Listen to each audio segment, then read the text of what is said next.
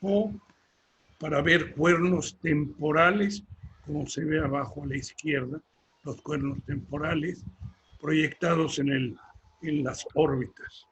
Para conseguir esta obra de arte era necesario introducir el aire ya en el sistema ventricular, pero movilizando la cabeza para que llegara a los cuernos temporales.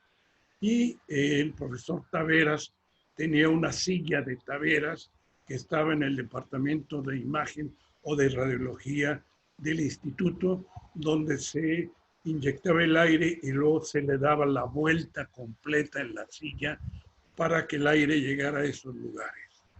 Otra forma de evaluar la fosa posterior son esta maravillosa expresión de imagen que está en medio abajo, del acueducto cerebral y del cuarto ventrículo, con lo que llamábamos autotomografía, que era decirle al paciente que girara la cabeza en ambos sentidos, como diciendo no, para que la porción central de la cabeza quedara en el punto fijo y pudiera captarse esta imagen del cuarto ventrículo y del acueducto cerebral.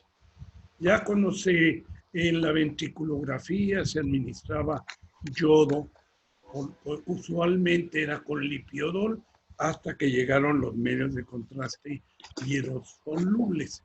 Esto que les muestro es historia. Esta es una ventriculografía gaseosa en un paciente con esclerosis tuberosa, mostrando múltiples amartomas calcificados o nódulos subependimarios en el contorno ventricular e hidrocefalia obstructiva causada por un astrocitoma subependimario de células gigantes que fue resecado quirúrgicamente. Pero vean ustedes, este es un estado del arte de la imagen diagnóstica que tuvo que pasar por este tipo de expresiones diagnósticas con gran éxito. Esta es una hidrocefalia comunicante normotensa o depresión normal demostrada con neumoencefalografía. Vean el aire. ¿Solo 6 minutos? Perdón, ¿me hablan? ¿Alguien habló por ahí? Sí, habló Maritere Reyes, que no tiene apagado su micrófono. Ah, el doctor Reyes. Perdón. ¿Ya lo apagó? Ya lo apagó. Gracias, Maritere. Adelante, Eduardo, adelante. Gracias. Vean ustedes que lo que estamos viendo es un negativo, porque las radiografías eran negativas. Entonces el aire se ve aquí blanco, precisamente porque el aire en la negatividad se veía blanco. Este es el profesor Hounsfield, que quería yo presentárselos, además que en 1971 Sir Godfrey Newbold Hounsfield desarrolló el primer equipo de tomografía axial computarizada, conocida aún en la actualidad como TAC. Yo he visto que mucha gente habla sobre TAC porque sigue siendo axial para hacer la reconstrucción de las imágenes, pero ya no se menciona internacionalmente como TAC, sino como tomografía computada. Este desarrollo de la compañía británica de electrónica y música, Electrical and Musical Industries, EMI, eran las iniciales. Entonces, el primer equipo que desarrolló la tomografía computada con el profesor Hounsfield, le decían el EMI Scanner, ampliamente conocido en esa época por su relación comercial con el famoso grupo musical de los Beatles. El primer estudio de tomografía computada hecho por Hounsfield tomó 15 horas en su realización y 5 minutos para procesar cada imagen. Y abajo a la derecha pueden verme en junio de 1990 y junto con mi amigo Sir Godfrey Hounsfield.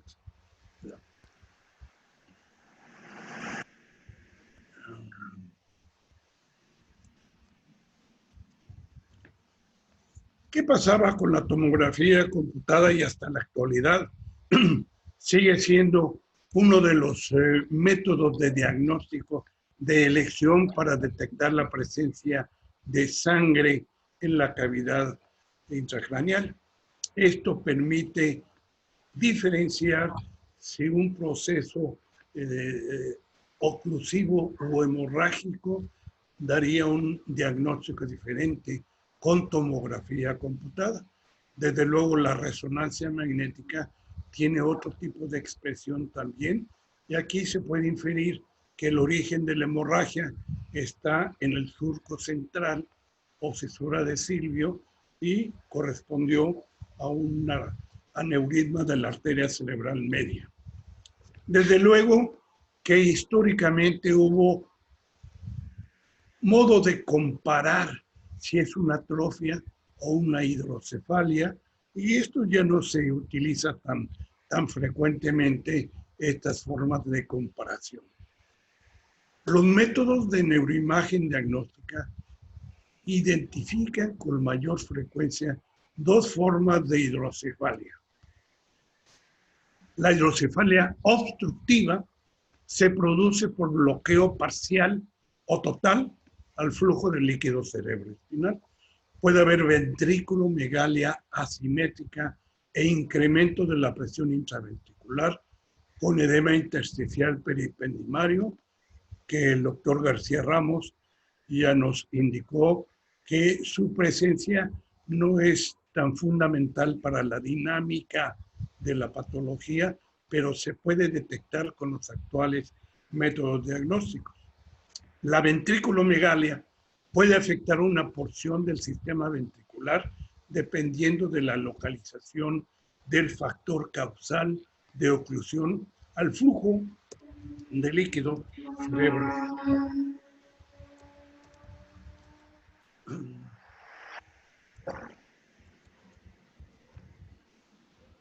Aquí tienen ustedes un ejemplo de un teratoma intracraneal congénito que se publicó en el 2004 en la revista Radiographics.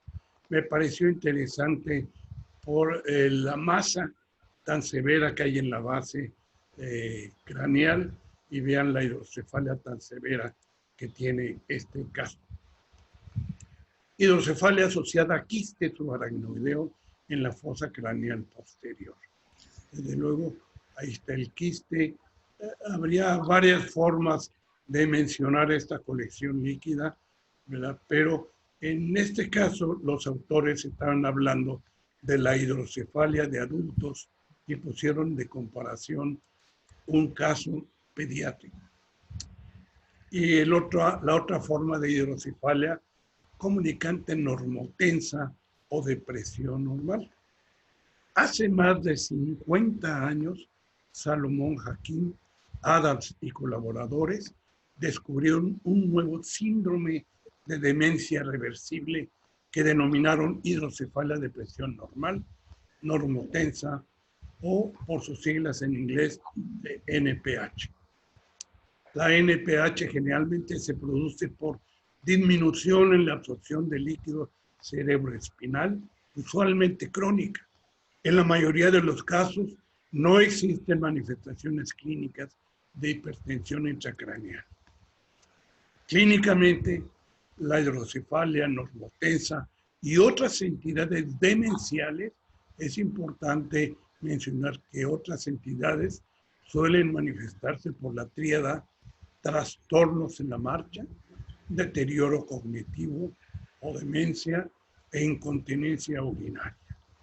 Y esto está mencionado desde luego por Adams y Hakim en el año de 65.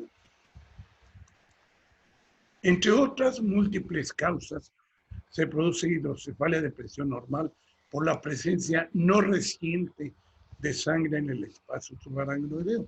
Desde luego, dependiendo de la cantidad de hemorragia, podría haber sustituirse lo de no reciente para que fuera una manifestación de una inundación sanguínea en el espacio subaracnoideo intracraneal y desde luego espinal.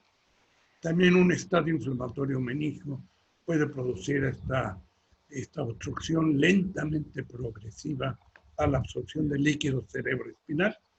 Las imágenes diagnósticas muestran ensanchamiento del sistema ventricular, usualmente asociado a menor amplitud del espacio subaracnoideo en la convexidad cerebral, posiblemente por adherencias y por oclusión de lo que mencionaba el doctor Gustavo Vega sobre la vía de absorción de las granulaciones aracnoideas, y suele no haber edema intersticial periepenimario. La tomografía y la resonancia han revolucionado el proceso diagnóstico, documentando congruentemente la ventriculomegalia sintomática y asintomática, como estas imágenes donde se ve moderada hidrocefalia sin edema intersticial, con reducción en la amplitud del espacio subaracnoideo en la convexidad cerebral. Esta, conocida en un tiempo como hidrocefalia ex vacuo, quiere decir en vacío, se puede ver en la Senectur con estudios de imagen diagnóstica y muestra reducción en el volumen de la masa encefálica, con ensanchamiento global del sistema ventricular asociado a mayor amplitud del espacio subaracnoideo en la base y en la convexidad cerebral. Este es un ejemplo de un hombre de 85 años de edad asintomático. Noten el aspecto de las imágenes y piensen cuántos amigos, compadres o vecinos tienen de 85 años de edad y están normales, están asintomáticos, para no decir normal. Yo paso, compadre, ¿eh? Yo paso. Con todo respeto, compadre. Gracias. Son cambios morfológicos involutivos considerados genéricamente como atrofia cerebral córtico-subcortical, y debo mencionar que el doctor Alfonso Escobar Izquierdo, en una de sus sesiones de cerebro que teníamos los sábados, yo mencioné que era un cerebro que tenía atrofia cerebral, y él me dice, efectivamente, es un diagnóstico anatomopatológico que por imagen debe mencionarse. Los radiólogos debemos decir compatible con atrofia cerebral córtico-subcortical o cortical o focal, como sea. Pero el doctor Escobar tenía razón en ese sentido. No sé si alguien quiere comentar algo de esto, pero a mí me impresionó mucho porque acepté que la descripción de atrofia es macroscópica y se hace en anatomía patológica. Y en imagen es compatible o probable o posible, lo que quiera. Pero en definitivo es en anatomía patológica. ¿Cuáles son los hallazgos de resonancia magnética sugestivos de hidrocefalia por obstrucción intracraneal a la circulación del líquido cerebroespinal? Dilatación de la porción anterior del tercer ventrículo, abombamiento inferior y desplazamiento del hipotálamo con reducción de la distancia mamilopontina. Vamos a hablar de esta distancia. Depresión del fornix posterior con incremento de las dimensiones de los ventrículos laterales, adelgazamiento uniforme y elevación del cuerpo calloso, hipointensidad del flujo de líquido cerebroespinal por movimiento y turbulencias, hiperintensidad paraventricular en imágenes FLAIR, densidad de protones y T2, donde puede verse el edema intersticial periepenimario. Pueden ver, el autor es El Gamal, y esto lo publicó en el año de 87. En 1942 se estableció la utilidad del índice de Evans para evaluar ventriculomegalia y atrofia cerebral. A partir de las guías diagnósticas de Ishikawa en 2004 y 2008, de Marmarou en 2005, de Mori en 2012, de Relkin en 2005, de Hashimoto, viene estudio de la hidrocefalia comunicante de presión normal idiopática. Por eso le ponen una I minúscula antes de la NPH, que es hidrocefalia de presión normal. Esta es idiopática y se ha considerado en muchos trabajos relevante su distinción. Ahora, hay una forma de evaluación que se llama Symphony, que la vamos a identificar porque está hecha por las palabras de estudio S y N, quiere decir idiopática y no de normal, y luego pH, en NI, Symphony. Esto, pues, para tratar de hacerlo mnemotécnico, se mencionó en 2010. Ishikawa en 2012 y Yamada 2015, que lo replican. Se ha diagnosticado con mayor precisión la hidrocefalia de presión normal idiopática con este modo de evaluación. Este es el índice de Evans, relación del diámetro máximo entre los cuernos frontales y el diámetro máximo del cráneo en su tabla interna en el mismo corte. O sea, no se vale utilizar este corte para ver la distancia entre los cuernos frontales y no irse a otro para ver otra. No, hay que hacer en la misma imagen. El ángulo calloso es el ángulo entre los ventrículos laterales en una imagen coronal a nivel de la comisura posterior. Es anormal menor de 90, porque quiere decir que es una gran hidrocefalia. Menor de 90 grados es anormal la medición del ángulo calloso. El Symphony es útil para evaluar la respuesta clínica. Y no sé si el doctor Edgar Natal lo va a comentar o no, pero este es interesante.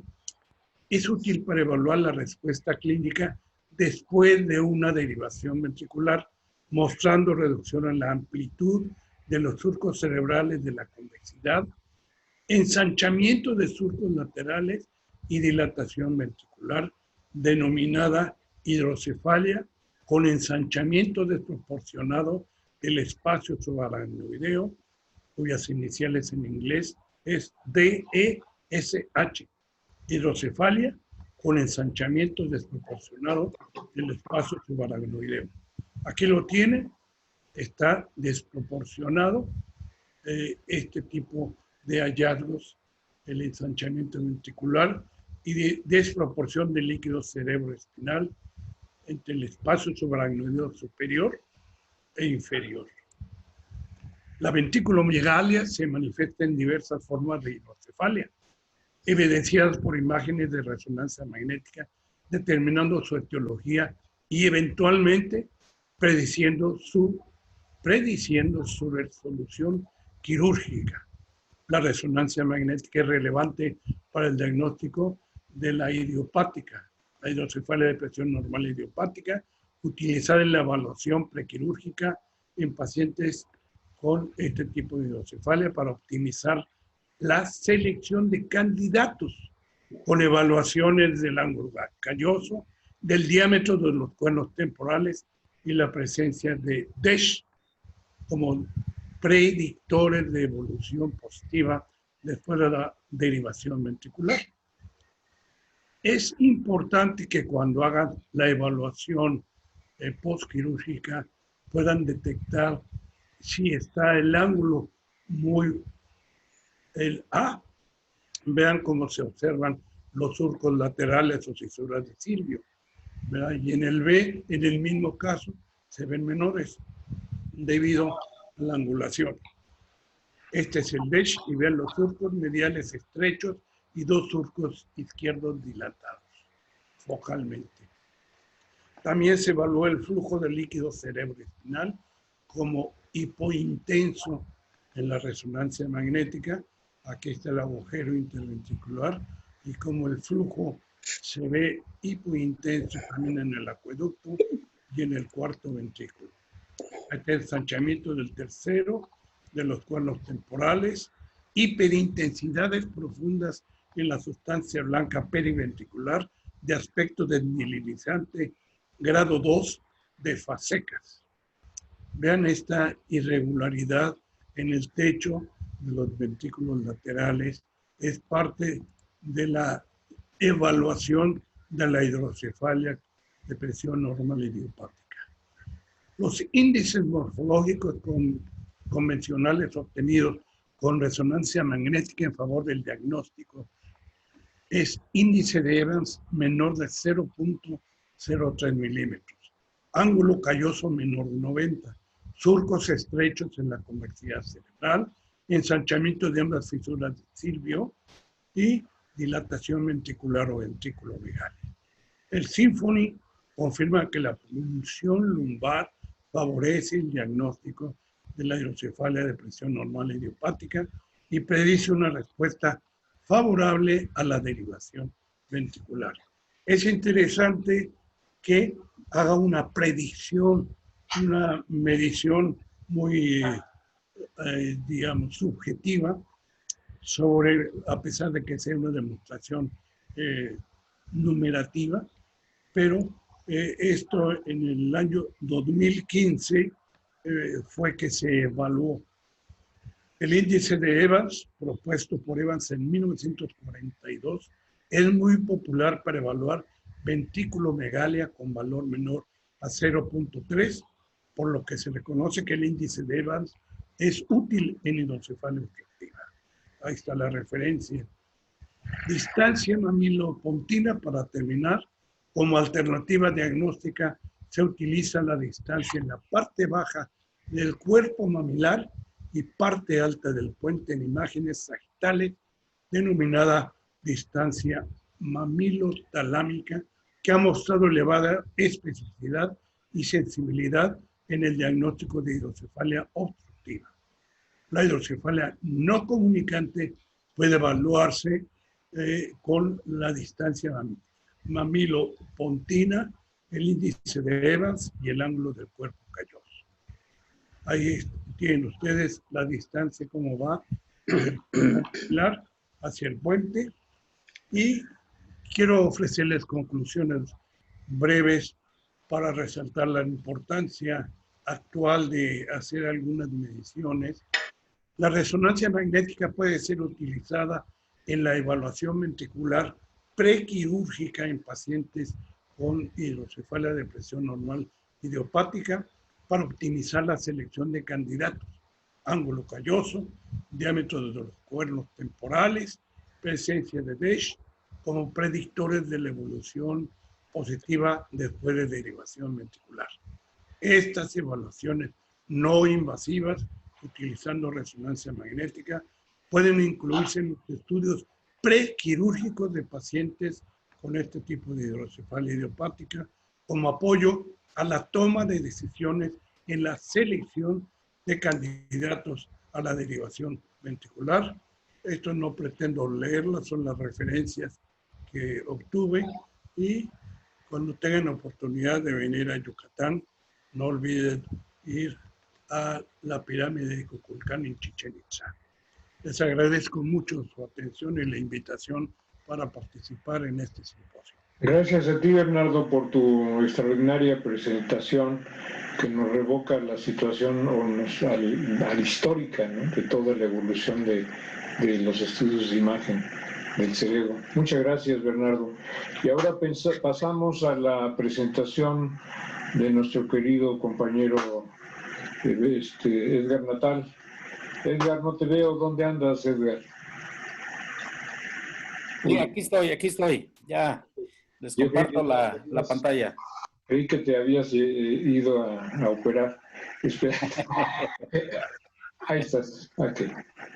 Toda tuya la presentación, Edgar. Sí, muchas gracias. El doctor Edgar Natal no necesita ser presentado, ya sabemos quién es, el extraordinario cirujano que está con nosotros. Edgar, tienes la palabra. Gracias. Creo que he disfrutado mucho las presentaciones de Gustavo con respecto a los aspectos fisiológicos básicos del líquido esfalorraquídeo, los comentarios inclusive de Hugo Solís acerca de los aspectos bioquímicos más específicos, las bombas de intercambio, las consideraciones clínicas del doctor García Ramos y las excelentes consideraciones también del doctor Bernardo Boliaga con respecto a las imágenes. Yo voy a hablar y me voy a salir un poco de lo que serían los aspectos muy técnicos y presentación de casos en general que ya todo el mundo los conocemos, y voy a mencionar nada más que desde el punto de vista neuroquirúrgico, la mayor parte de neurocirujanos tienen una experiencia vasta en el manejo de la hidrocefalia. Es uno de los primeros procedimientos, la colocación de válvulas, que nosotros hacemos como residentes en el primero o segundo año, y obviamente desde esa fecha nos continuamos en lo subsecuente en la práctica institucional privada, valorando pacientes con hidrocefalia aguda o el caso más difícil para mí es la indicación o no de una válvula en los pacientes con síndrome de hidrocefalia de normotensa idiopática, como ya lo abordó de forma muy amplia y muy específica el doctor Boliaga. Y vamos a mencionar de primera intención algunos aspectos. Ya se mencionó que existe un desbalance entre la producción y la absorción de líquido cefalorraquídeo que lleva finalmente a un balance positivo con un crecimiento ventricular en lo que conocemos un caso típico de hidrocefalia. Por lo tanto, teóricamente, la causa puede ser un incremento en la producción o bien una reducción en su absorción. Ejemplos de incremento de la producción, lo dijo el doctor García Ramos, son muy dudosos. El ejemplo clásico que se menciona es el papiloma de plexos coroides, aunque en realidad, al ser una neoplasia, también ejerce evidentemente un efecto obstructivo. Y los casos de reducción de absorción se dan específicamente en el espacio subaracnoideo, cuando el líquido tiene que circular hasta las porciones más altas del encéfalo para ser absorbido a nivel, entre otros, del seno longitudinal superior. Bajo esta circunstancia, a nosotros desde el punto de vista mecánico nos interesa la cantidad de líquido que se produce por día, y tenemos un promedio de 500 mililitros por día, por lo cual el volumen normal del sistema ventricular se recambia 3 veces. Esto es importante en los casos cuando no se puede absorber, que evidentemente desarrolla una dilatación, si la obstrucción es completa, de una forma muy rápida. Esta es la forma, una animación de cómo el líquido cefalorraquídeo circula a partir de su formación en los ventrículos, cómo se sale del cuarto ventrículo y se va al espacio subaracnoideo, y después de circular a través de los espacios en la médula espinal, asciende nuevamente para absorberse a nivel de las granulaciones de Pacchioni en el seno longitudinal superior. Este detalle también ya lo mencionó Gustavo. Nada más voy a mencionar con respecto a estas granulaciones, que el escape de líquido hacia el sistema venoso, en específico el seno longitudinal superior, se da en la diástole. Es un flujo intermitente de líquido hacia el sistema venoso, donde en el momento de la diástole que reduce la presión venosa, en ese momento la presión intracraneal es superior, y es cuando se da goteo a goteo o gota a gota la,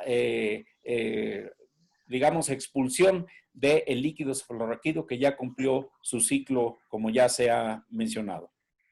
Voy a dar ahora más, les decía, de un sentido práctico, algo que a lo mejor la mayor parte de la gente que no es neurocirujano no está acostumbrado a ver los detalles, pero voy a darles un paseo por esas avenidas que dijo el doctor Gustavo Vega, por las cuales transcurre el líquido cefalorraquídeo. El líquido cefalorraquídeo se produce en los plexos coroides, que se encuentran a nivel de los ventrículos laterales, en el tercer ventrículo y a nivel del cuarto ventrículo. A partir de su formación, el primer paso es salir de los ventrículos laterales y dirigirse hacia el tercer ventrículo a través de los agujeros de Monro. Una vez en el tercer ventrículo, tiene que continuar su paso hacia el acueducto de Silvio y dirigirse posteriormente hacia el cuarto ventrículo. Aquí hay un punto que representa, aquí está la comisura posterior, la glándula pineal, y hay un punto por donde nosotros podemos acceder hacia los tumores, por ejemplo, del tercer ventrículo, a través de un espacio que normalmente no está abierto de forma libre, que es un espacio suprapineal por encima, les decía, de la comisura posterior. Una vez que tiene esa circulación, si lo vemos en un acercamiento, vemos con más detalle estos plexos coroides. Hacia acá, hacia su izquierda de la pantalla estaría la región frontal, a la derecha la región occipital, y vemos aquí el agujero de Monro, tan ya mencionado y tan mencionado en numerosas ocasiones por parte de neurocirugía y la parte clínica también cuando existe obstrucción a este nivel. Aquí está la comisura anterior, aquí está la comisura posterior, la glándula pineal y el espacio que a veces podemos nosotros abrir artificialmente para acceder hacia el tercer ventrículo. Pero este es un detalle de cómo a partir del tercer ventrículo tiene que pasar hacia esta zona, y también otro punto de acceso que les voy a mostrar en algunas de las diapositivas es la lámina terminal. Y la lámina terminal es el punto rostral más digamos, lejano del tercer ventrículo, está en íntimo contacto con el quiasma óptico y es otro punto de acceso cuando lo requerimos hacia el sistema ventricular. El otro que se hace ya de una forma mucho más rutinaria, específicamente en hidrocefalias obstructivas en la edad pediátrica y también en el adulto, es la fenestración del piso del tercer ventrículo en lo que se llama tercer ventriculostomía. Aquí es una vista superior. Estamos viendo los ventrículos laterales y vemos el agujero de Monro, el septum interventricular, la vena septal y los plexos coroides que tienen una forma de esponja, cómo se van introduciendo hacia el agujero de Monro, y es uno de los principales sitios de producción, en este caso, de líquido cefalorraquídeo. Aquí es una vista del lateromedial, donde estamos viendo aquí el septum intraventricular, la vena septal. Estamos viendo el plexo coroide y la entrada al agujero de Monro, que además es uno de los sitios por donde se penetra, les decía yo, a través del endoscopio o en la colocación de las válvulas cuando se utiliza el punto precoronal para la introducción. Si cortamos nosotros la porción ventricular lateral y dejamos nada más el tercer ventrículo con su forma característica, y tenemos aquí varias cosas. El ducto que nos lleva hacia el acueducto de Silvio, la comisura posterior, la glándula pineal. Aquí están los cuerpos mamilares, que es donde se toma de referencia la fenestración del piso del tercer ventrículo, que es a este nivel, y vemos también la lámina terminalis, que está justo por debajo del complejo de la arteria comunicante anterior. Aquí es un acercamiento de esta vista, donde vemos a las estructuras ya mencionadas. Cabe resaltar aquí la presencia de los tubérculos mamilares, el piso que es donde se hacen estas fenestraciones y la lámina terminalis que se observa con mayor detalle a este nivel. Una vez que pasa por el acueducto de Silvio, tiene que descender a través del tallo cerebral, principalmente en el mesencéfalo, y hacia el puente donde se abre y forma la porción superior del cuarto ventrículo. Este es el punto que yo les mencionaba, que podemos abrir artificialmente para introducirnos hacia la región del tercer ventrículo en algunos casos de tumores, y que también es una comunicación que habitualmente no está abierta en la mayor parte de los casos. Cuando nosotros vemos la imagen ya más inferior del acueducto de Silvio, los tubérculos cuadrigéminos superior e inferiores, vemos esta apertura de forma romboidea que es el cuarto ventrículo. Aquí hay también plexo coroides y existen los orificios de salida de el líquido cefalorraquídeo hacia el espacio subaracnoideo. Estos son los famosos agujeros de Luschka y de Magendie. Los agujeros de Luschka son los agujeros laterales, son dos, y el agujero de Magendie es uno central. Este agujero está formado por el velo medular inferior. El velo medular inferior se cierra de forma incompleta en el óbex, y esto permite que el líquido cefalorraquídeo que viene a través del acueducto de Silvio salga hacia el espacio subaracnoideo, de la misma manera como estas aperturas laterales aquí al lado del flóculus, donde hay también un plexo coroides, están los agujeros de Luschka de forma pareada, que ya sabemos que la falta de formación de estos agujeros da lugar al síndrome, entre otras cosas, de Dandy-Walker, con características desde el punto de vista de imagen muy peculiares. Esta es otra imagen donde se ha quitado el componente vascular. Vemos el velo medular inferior, la porción inferior del cuarto ventrículo y el agujero de Magendie, donde se produce la salida de líquido hacia el espacio subaracnoideo. Si nosotros quitamos el velo medular inferior y parte del velo medular superior, vemos aquí todo el trayecto del acueducto de Silvio, que es el punto de acceso y también es un punto de obstrucción frecuente en procesos infecciosos, tumorales, en los cisticercos del cuarto ventrículo, que cada vez afortunadamente los vemos con menos frecuencia, el famoso síndrome de Bruns, donde había una oclusión intermitente de estos espacios y los pacientes presentaban caída o drop attacks aparentemente por una obstrucción intermitente al flujo del líquido cefalorraquídeo.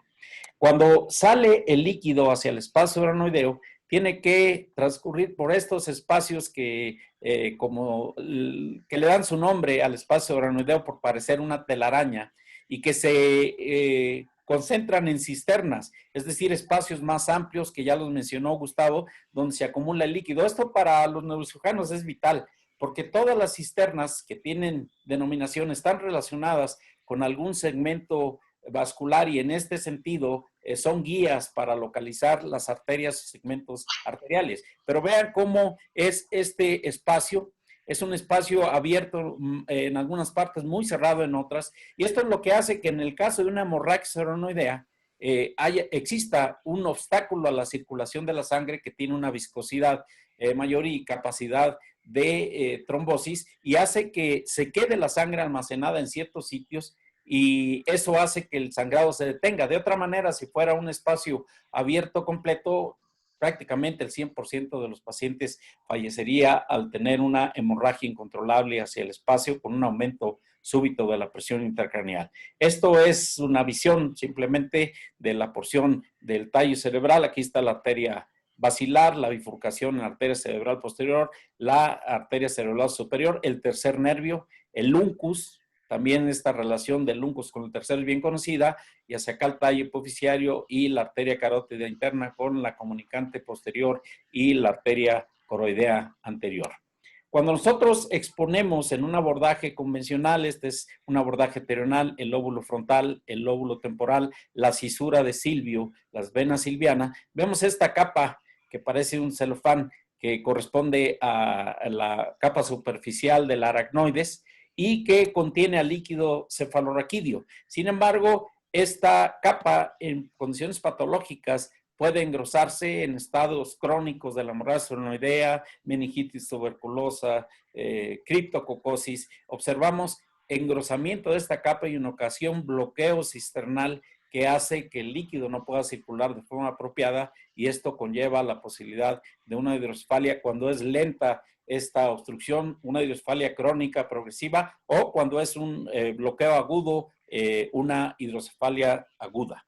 Los sitios de colocación de liberación de líquido cefalorraquídeo, es decir, sitios de acceso, los más conocidos son dos. Está el sitio precoronal, que corresponde, como su nombre lo dice, a un punto por delante de la sutura coronal, que nosotros situamos habitualmente a 1 o 2 centímetros hacia adelante y a 3 centímetros lateral. En este punto o en cualquier área alrededor de esto, cuando nosotros hacemos una punción dirigida hacia la línea media pupilar y hacia el conducto auditivo externo en un punto imaginario de unión, caemos justo en el cuerno frontal cercano al agujero de Monro.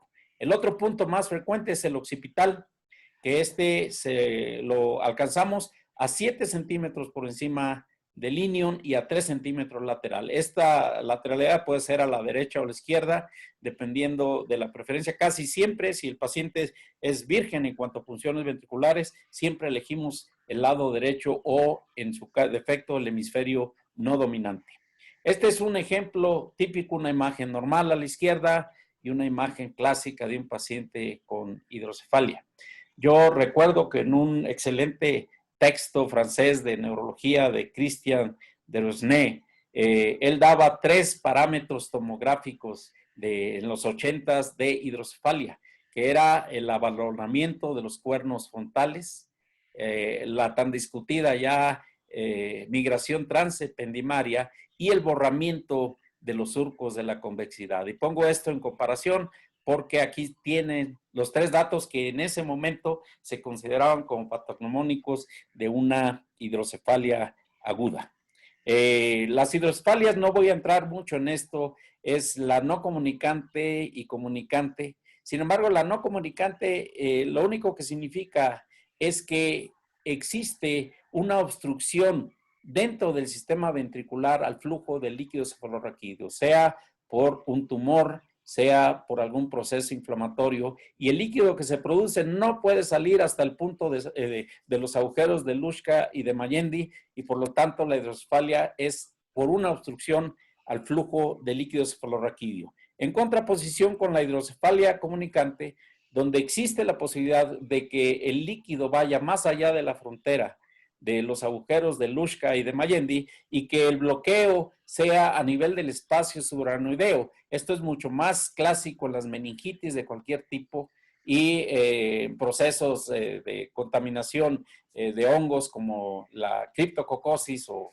hongos, bacterias, y eventualmente esto se atribuye parte de la fisiopatología del tan discutido síndrome de hidrocefalia normotensa que vamos a discutir brevemente a continuación. Los estudios de imagen no voy a tratar absolutamente nada porque ya lo dijo el doctor Baliaga, simplemente recalcar que las hidrocefalias en niños que representan una gran variedad de las mismas. La radiografía de cráneo puede ser útil y es útil en la actualidad porque cuando no se han fusionado los diversos huesos o las uniones del cráneo, se observa la separación y este es un punto también diagnóstico de hidrocefalia. En los niños hacemos la medición de la circunferencia cefálica como un dato de progresión o estacionamiento después de un tratamiento de hidrocefalia congénita. Y sin embargo, en la actualidad, los estudios más utilizados es la TAC simple de cráneo, que nos permite hacer un diagnóstico visual de la hidrocefalia, la resonancia magnética para tratar de ver los aspectos relacionados con la causa, la etiología de la hidrocefalia, y la punción lumbar, que se llega a utilizar, por ejemplo, para un diagnóstico de hidrocefalia normotensa, que es un estudio muy discutido, porque si sale positivo, es decir, si el paciente mejora, tiene una alta especificidad, pero es poco sensible, da muchas falsas negativas. Y el otro es en la neurocisticercosis, que se utilizaba obviamente para el diagnóstico de la reacción de Nieto y hacer el diagnóstico de una probable neurocisticercosis cuando no teníamos evidencia de lesiones ni crónicas ni agudas en relación al cisticerco. Esta es un ejemplo de un cuadro evolutivo, es una paciente que tuvo un trauma frontal del lado derecho y esta es la resonancia magnética en un principio. Y fue un trauma más o menos severo, con pérdida del estado de conciencia, un periodo posoperatorio de agitación. Pero vean ustedes cómo al paso de los primeros 6 meses ocurre este fenómeno. Aquí, evidentemente, estamos hablando de una hidrocefalia comunicante. No hay nada en el sistema ventricular que nos indique que hay un punto de obstrucción. Lo que tenemos es un problema en la absorción de líquido cefalorraquídeo y seguramente esto fue en relación a la hemorragia subaracnoidea que la paciente tuvo en relación al trauma. Recordemos que la causa más frecuente de hemorragia subaracnoidea no es el aneurisma, sino el traumatismo craneal común y corriente. El manejo de la hidrocefalia puede ser médico-quirúrgico. El manejo médico es un manejo temporal, ya también lo mencionó el doctor García Ramos, no es un manejo definitivo, no podemos tener un paciente con hidrocefalia bajo tratamiento médico durante mucho tiempo. Lo más socorrido es la acetazolamida, es un inhibidor de la anhidrasa carbónica, ya se mencionó algo de la fisiopatología. El riesgo es que puede inducir, sobre todo en gente de edad, acidosis metabólica, que es un cuadro bastante agresivo y peligroso. Y en ocasiones las dosis que uno ve referidas en los textos son dosis altísimas, 50 miligramos por kilogramo de peso, cuando en la práctica nosotros utilizábamos de 250 a 500 miligramos cada 8 horas para el tratamiento y reducción de líquido cefalorraquídeo. Se ha utilizado también el furosemid por su efecto osmótico a nivel de las nefronas que permite un vaciamiento del espacio extracelular y vascular predominantemente, pero como un efecto muy temporal. Y antes ya ha caído en desuso el uso del glicerol oral A mí todavía me tocó esa parte final donde los pacientes se les daba un vaso con glicerol, era una sustancia azucarada que después de administrarla les producía diarrea y también hiperuresis, lo cual esto pues, en la práctica en la actualidad ya prácticamente no se usa. El manejo quirúrgico ha tenido una evolución muy prolongada. La primera derivación que se conoce es la de Torkelsen, que es una derivación de que se diseñó a finales de los 30, cuando un neurocirujano sueco trató a 3 pacientes con una hidrocefalia obstructiva o a nivel del acueducto de Silvio o en el tercer ventrículo, 2 del acueducto de Silvio y 1 del tercer ventrículo, y agarró una sonda, por decirlo, una sonda en Nelaton, hizo una punción ventricular y el otro extremo lo pasó subcutáneo hacia la cisterna magna. Estos 3 pacientes, porque lo siguió él durante muchísimos años, tuvieron un éxito absoluto, se resolvió el problema y nunca más volvieron a tener hidrocefalia. Uno de ellos falleció de forma más o menos temprana, pero por efecto del tumor. En realidad el sistema funcionó, se popularizó e inclusive en el Instituto Nacional de Neurología se utilizó durante algún tiempo la famosa derivación de Torkelsen. Sin embargo, esto con el avance tecnológico prácticamente se dejó atrás. Es un requerimiento, es un procedimiento que en alguna ocasión, quizá en casos de urgencias, donde no hay disponibilidad de válvula y no queremos someter a un paciente a ventriculostomía externa con el riesgo de infección, tenga que tomarse en cuenta porque en realidad no se demostraron fallas con el uso de este sistema en la mayor parte de series reportadas. La más común en la actualidad es la derivación del sistema ventricular a una cavidad extraneurológica y esta básicamente entra dentro de la derivación ventrículo-peritoneal o la derivación ventrículo-atrial. La más utilizada es la peritoneal y la ventrículo-atrial se utiliza solamente cuando hay imposibilidad de llevar el catéter distal hacia el peritoneo y se coloca a nivel del atrio ventricular. Tiene algunos problemas específicos como el riesgo de infección, de endocarditis, de lesión valvular cuando no están colocadas de forma apropiada o cuando hay procesos infecciosos. En la actualidad también se ha desarrollado por vía endoscópica la comunicación del sistema ventricular al espacio subaracnoideo, en lo que se llama, les mencionaba yo, una ventriculostomía endoscópica o tercer ventriculostomía. El otro que utilizamos nosotros en cirugía cuando hacemos abordajes frontotemporales o también conocido como abordaje pterional es la apertura sistemática de la lámina terminalis en casos de hemorragia subaracnoidea, porque se ha demostrado que reduce hasta en un 25% la necesidad de utilizar una válvula a largo plazo por desarrollar una hidrocefalia comunicante.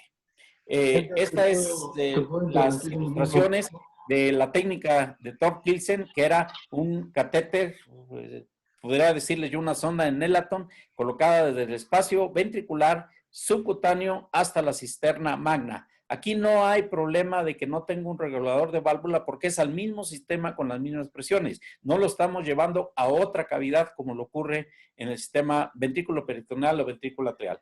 Y este es un ejemplo, para los que no han visto este procedimiento, de una derivación de una tercer ventriculostomía. Aquí están los cuerpos mamilares.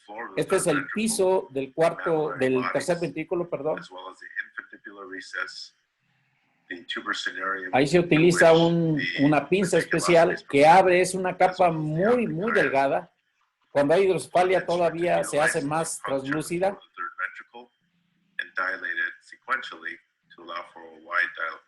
Lo que se hace aquí ya está comunicado el espacio intraventricular con el subaracnoideo. Por ahí van a ver aquí a este nivel la arteria basilar. Aquí está ya terminado el procedimiento. Vemos aquí la arteria basilar, lo alcanzamos a ver, el clivus, y hay una apertura ya completa. Esto lo podemos demostrar y hacer visible en una cine resonancia, donde el líquido circulando se va a ver oscuro. Si lo activamos este video, observen a este nivel cómo va a estar pasando el líquido del espacio intraventricular hacia el espacio subaracnoideo. Vean el flujo y además del flujo normal del acueducto de Silvio y hacia el cuarto ventrículo. Si lo volvemos a observar, observen nada más entre sobre esta zona cómo quedó una comunicación abierta que no existía y que se abrió de forma artificial. La otra, les decía, que hacemos en cirugía cuando tenemos una hidrocefalia obstructiva de inicio por la sangre intraventricular en casos de hemorragia, es la lámina terminalis. Este es un abordaje frontotemporal. Aquí está el nervio óptico derecho, el nervio óptico izquierdo, el quiasma óptico aquí, y esta es la lámina terminalis. Esta es también una capa translúcida que cuando la abrimos permite la liberación de líquido cefalorraquídeo. Observen en la previa a la apertura la distancia que teníamos entre el quiasma y la arteria comunicante, cerebral anterior del lado contralateral, y después de vaciar todo el líquido contenido, se abrió el espacio. Este es un espacio ahora muy amplio. Aquí está la arteria cerebral anterior o A1 izquierda y depletado completamente de líquido cefalorraquídeo el sistema ventricular, lo cual nos abre los espacios y nos facilita la cirugía de forma importante. Y véanlo en vivo. Esta es una cirugía reciente de un aneurisma. Vean cómo al abrir la lámina terminalis, ahí estamos abriéndola con el microtijeras y el coagulador bipolar, va a empezar a fluir. Ahí lo abrimos y vean cómo empieza a salir a presión el líquido cefalorraquídeo. Nos mantenemos abierto el espacio hasta que se vacíe, pero esto nos llevó un minuto saliendo a presión el líquido cefalorraquídeo. Obviamente, al terminar la salida, en un momento dado ya obtuvimos una relajación cerebral que nos permitió continuar la cirugía. Aquí está ya después de pasar un tiempo y todavía seguía saliendo, ya no a presión, pero teníamos un flujo continuo de líquido cefalorraquídeo. Esto es nada más para fines demostrativos, para aquellos que no lo han oído, pero nunca lo habían visto. En cuanto a los tipos de derivación, les voy a dar algunos ejemplos, nada más. La ventrículo peritoneal, que es la más común. Hay regulables, no regulables, de presión fija. Hay muchísimos subtipos de válvulas ventrículo peritoneales. Son básicamente las mismas de las ventrículo atrial, nada más que el catéter obviamente es muy corto, se toma la medida hacia el atrio ventricular. Y en algunas ocasiones, yo prácticamente nunca la he utilizado, se ha descrito la ventrículo pleural cuando hay imposibilidad para colocarla en alguno de estos dos compartimentos. Y la lumboperitoneal, ¿cuándo usamos la lumboperitoneal? Bueno, la utilizamos cuando los ventrículos son muy pequeños, no podemos hacer una derivación ventrículo peritoneal o atrial, y en ese caso colocamos un catéter hacia el espacio suranoideo espinal que va a drenar de la misma manera hacia la cavidad peritoneal. Estos son los ejemplos clásicos o más comunes: la derivación ventrículo peritoneal, la derivación ventrículo atrial y la derivación lumboperitoneal, donde se coloca dentro del canal espinal y se lleva hacia la cavidad peritoneal. Todas estas válvulas, al llevar del compartimento del líquido del sistema nervioso central a otro espacio, tienen que tener una válvula. De otra manera, causaría un efecto de sifón y vaciaría de forma aguda y rápida con los síntomas correspondientes al sistema ventricular. El principal problema que tenemos cuando colocamos una válvula son la posibilidad de que se infecte, porque una válvula infectada es una válvula que tenemos que retirar. Cuando disfuncionan, que se vuelve un verdadero dolor de cabeza para el neurocirujano y para el paciente, o cuando elegimos una presión inadecuada y generamos, por ejemplo, en un intento de mejorar algo que consideramos que es una hidrocefalia normotensa, un vaciamiento tal que se va de una dilatación ventricular a la contracción de los ventrículos y la generación de un hematoma epidural. Estos son algunos ejemplos. La exposición por rechazo de una válvula que aparentemente se ve limpia, que no hay problema, es una válvula contaminada, que lo más seguro es que termine retirándose y colocando un nuevo sistema en otro sitio. Esto es algo que ya mencionó el doctor Boliaga, el famoso índice de Evans, que lo utilizamos en casos sospechosos que están borderline entre normal y hidrocefalia. Este índice se toma en el diámetro de las astas frontales y el diámetro máximo interno en el mismo corte, pero esto, si uno observa los libros de texto, tienen valores diferentes. Unos dicen 0.30, otros dicen 0.35. Este es un artículo que apareció en 2017, donde hicieron una evaluación porque la gente, conforme va avanzando en edad y se da lo que el doctor Boliaga denominó como hidrocefalia ex vacuo, obviamente este índice aumenta. Entonces se ha considerado que cada década, después de los 60 años, se le agregue un punto al índice de 0.35 considerado como normal. Y al final de cuentas, no debe sobrepasar bajo ninguna circunstancia los 0.37, que es la división entre el valor máximo, perdón, el valor más corto, que es el de biventricular, sobre el valor mayor, que es el de el diámetro interno. Esto es lo que nos da esta operación y bueno, se acepta ahora como máximo un valor de 0.37 para diagnóstico. Este es un ejemplo de una hidrocefalia aparentemente normotensa, se tiene la dilatación ventricular, el edema transependimario, el borramiento de los surcos, se cumplían los criterios, pero vean, cuando se elige una válvula inapropiada, sí contrajo el sistema ventricular, pero aparecieron aquí higromas o, en su defecto, en ocasiones, verdaderos hematomas sudorales que complican gravemente el curso de un paciente que de por sí, los pacientes que les ocurre esto a los 70, 80 años, evidentemente que tienen que tener postraciones severas y obviamente complicaciones infecciosas. La principal y la más temida es la neumonía. Entonces, después de esta revisión y estos aspectos generales, yo puedo concluir: la corrección quirúrgica de la hidrocefalia a través de sistemas derivativos es un procedimiento técnicamente sencillo en realidad. Lo que nunca vamos a poder controlar de forma absoluta es el comportamiento de una derivación y puede llegar a ser totalmente impredecible y adverso. Y con esto quiero dar esta semblanza quirúrgica. Les dije, no me voy a meter en detalles que nos corresponden a los neurocirujanos, pero sí dejar el foro abierto para discusión y comentarios. Gracias por su atención. Gracias a ti, Edgar. Muchas gracias. Y imagínate si te metes en detalles hasta dónde vamos a ir. Pero está fantástica tu plática. Entonces, una forma muy elegante que ahorita aprendí para cuestionar a alguien sería decirle: oye, ¿y cómo anda tu índice de Evans? Ok. Muchísimas gracias.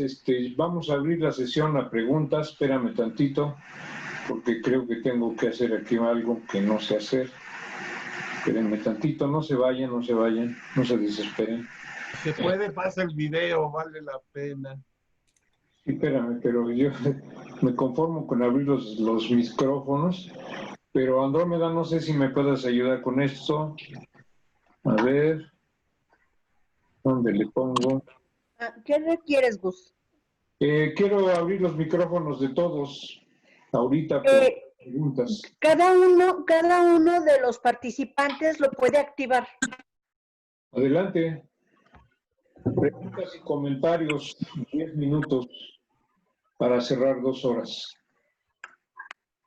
Muchas felicidades a los compañeros, estuvo muy bueno y yo aprendí mucho y sobre todo a entender ciertas dudas que tenía.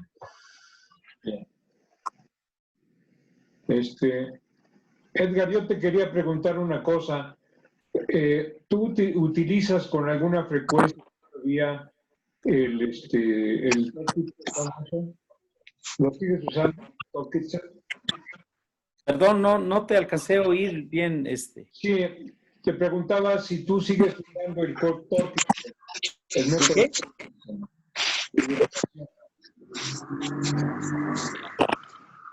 Perdón, se corta cuando me dices, ¿estás utilizando qué cosa?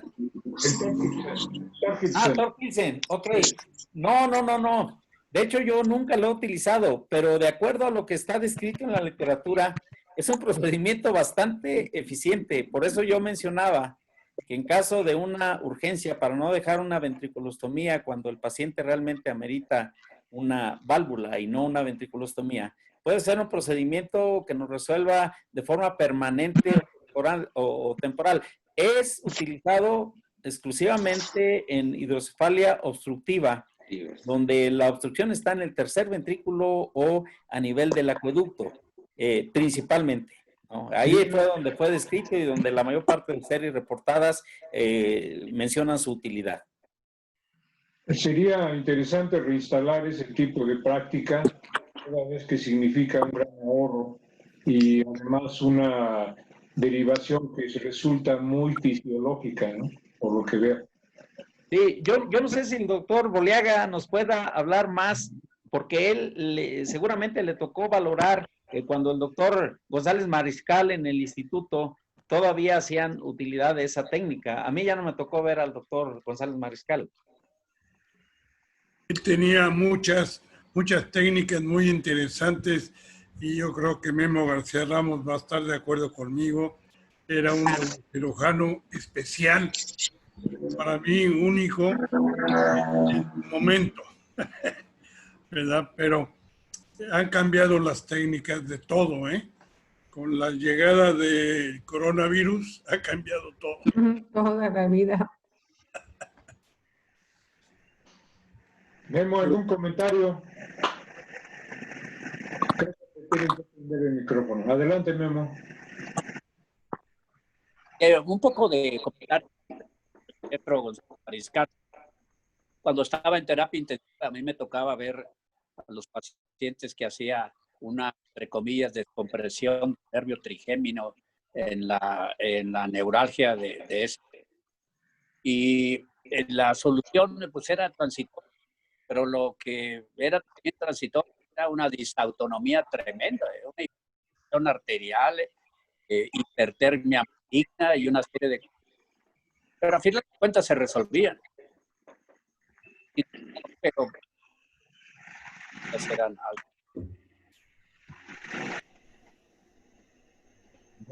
Era su carácter muy Rompió el audio tuyo. A ver, espérame. A ver, ahorita espérame tantito.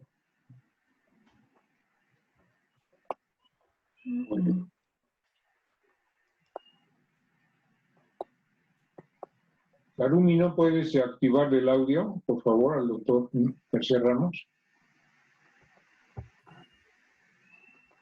Por alguna razón se bloqueó y no lo puedo desbloquear.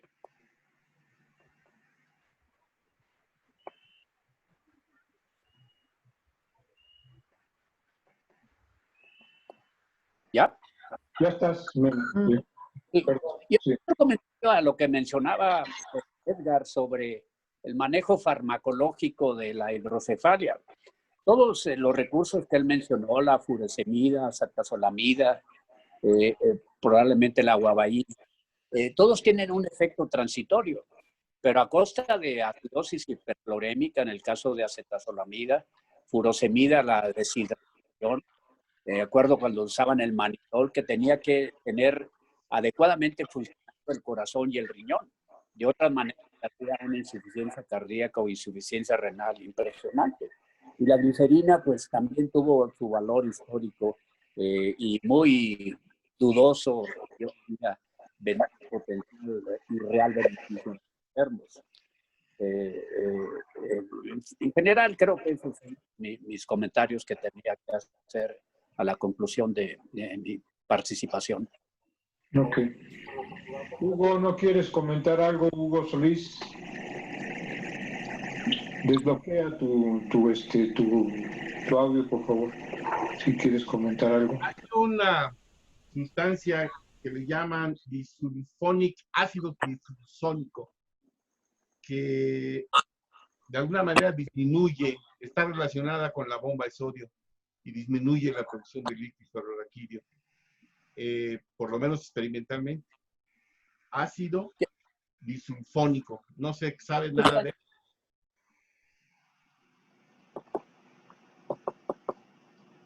¿Qué sustancia? Ácido disulfónico. Ah, caray, no, pues, ¿No? Se lo no, puedo decir en detalle. Es se conoce como DIDS, D-I-D-S.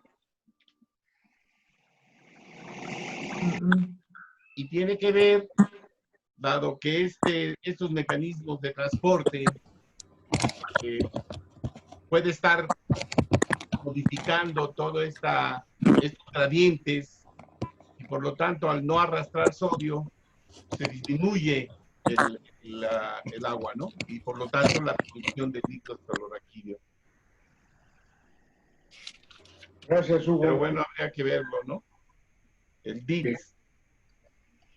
Apúntenle, a ver si lo encuentran. Perlita, ¿no quieres comentar algo? ¿Eh?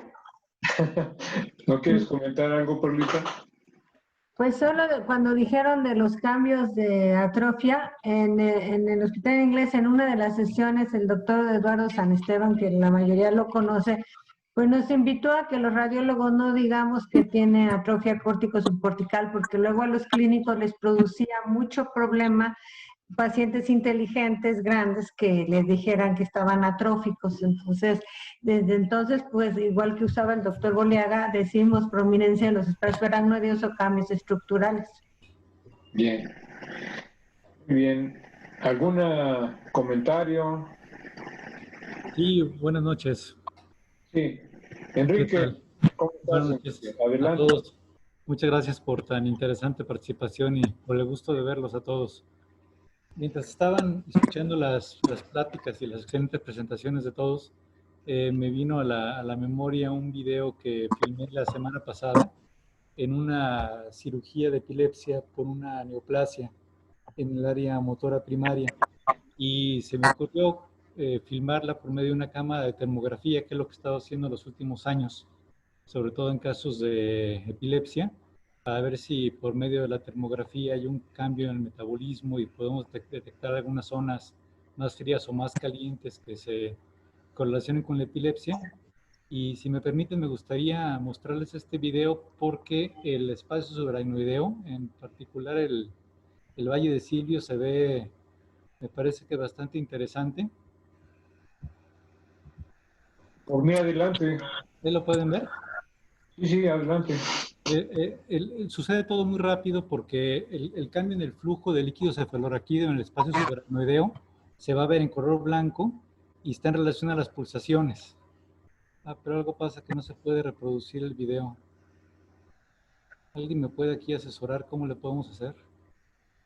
Andrómeda, ¿crees que puedas? A ver. ¿Se ve en mi pantalla? Se Sí, ve se tu ve, pantalla, pero no corre. se ve corriendo el video. Dice, no se puede correr el video. ¿Lo pusiste en una presentación? Está en Google Drive. Ah, ok. No, porque lo jaló como imagen, se guardó como imagen, pero yo creo que fue el mismo sistema. Está aquí como video. ¿Qué será? A ver, déjenme intentar de otra forma. Ay, permítanme. Harumi, A ver, ahí, creo que ahí está. A ver, déjenme intentar. Ahí Creo va, que ahí está. ahí está. Entonces, en esta paleta de color de termografía, lo más frío se ve en el espectro de los azules y verdes, y lo más caliente se ve en el espectro de lo naranja, amarillo y rojo, como acá. Entonces, fíjense cómo el espacio subaracnoideo se ve blanco. Y miren, a ver si corre ahí. ¿Ahí se ve? Sí, sí se ve. A ver. Mira, aquí está cómo se llena el espacio subaracnoideo. Ahí lo que estoy señalando es el tumor. Pero qué bonito se ve el espacio subaracnoideo, me parece. Ok. Y se ve cómo se está llenando de líquido cefalorraquídeo mientras late.